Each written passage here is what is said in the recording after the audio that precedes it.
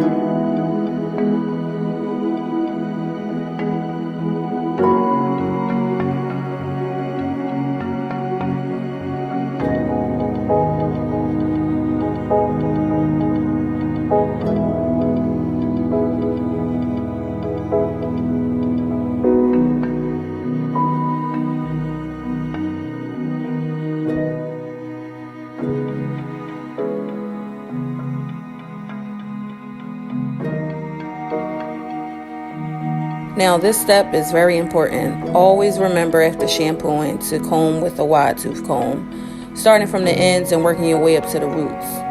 This is easier on the client and it reduces the risk of breakage.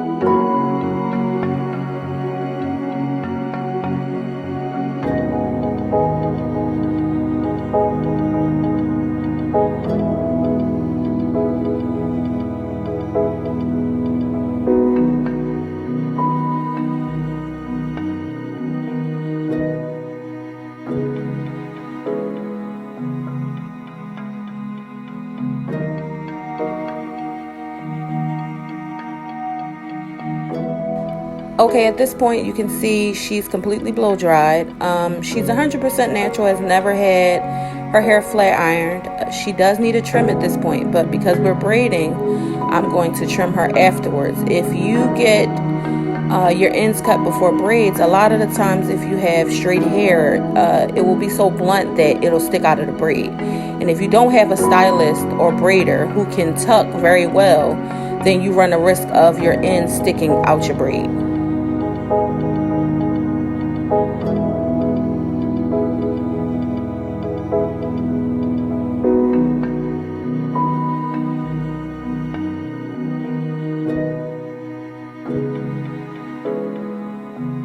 This is an area where stylists have different methods in what they do. I personally like to make the part, use my product to define the part, and then use product just at the root and at the end. I don't like to completely saturate the hair in product. And like I said, everyone is different, but you know, you'll see different methods according to different stylists. I just feel as though it's not needed because I tuck very well. So you'll see a lot of stylists do this when they don't have the tuck-in method down, because it eliminates the puffiness they may get.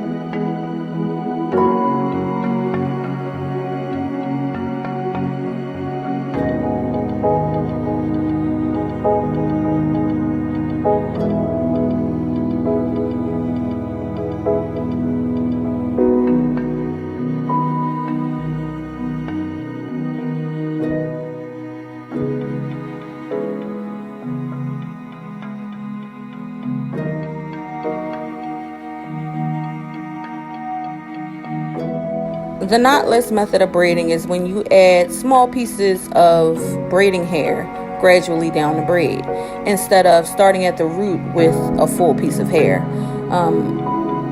Hence the word knotless. And it also, because you're not starting right at the root, it gives you less tension, so it's not as painful. You can move these immediately after you have them done. You can pull them up in a ponytail, put your bun in, without the tension of the pull from when you have regular individuals.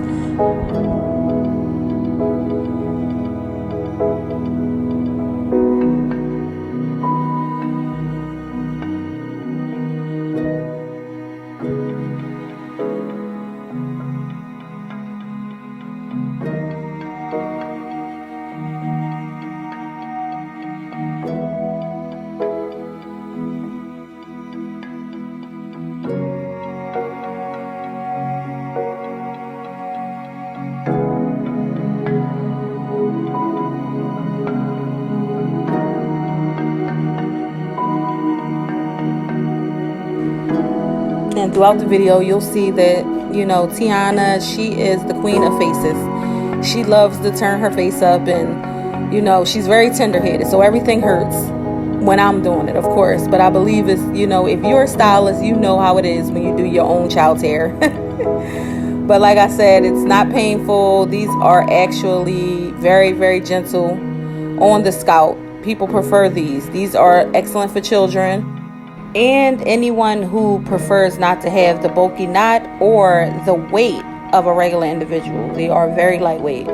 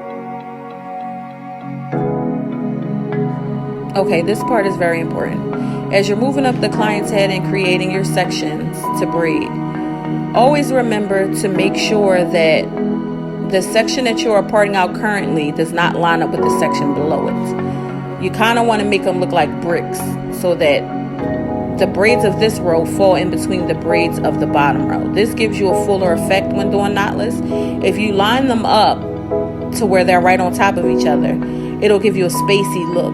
When you get finished, you'll look as though you have sections missing.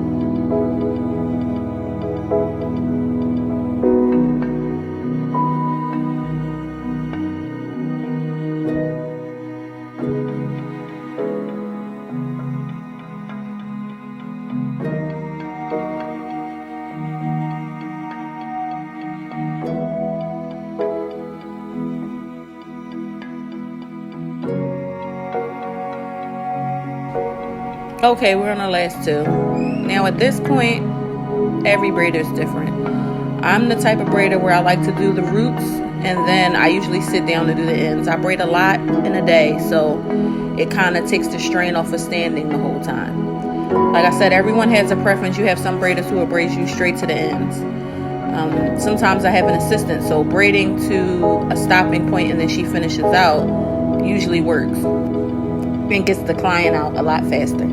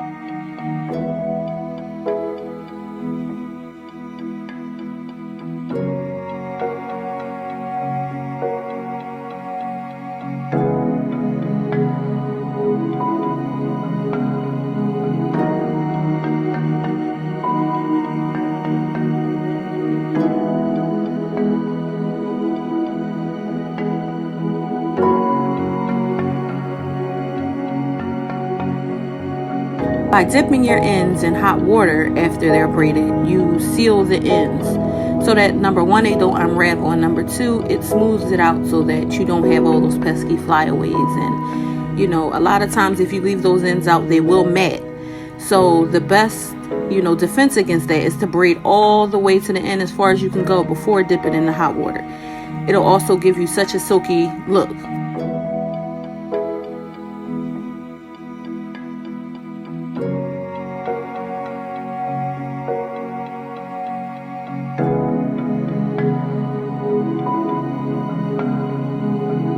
Girl, that pot holder on the floor is wearing me out. You just had to come in and mess up my little video. But I'm going to let you be great. I'm going to let y'all watch the rest of the video. I'm going to be quiet.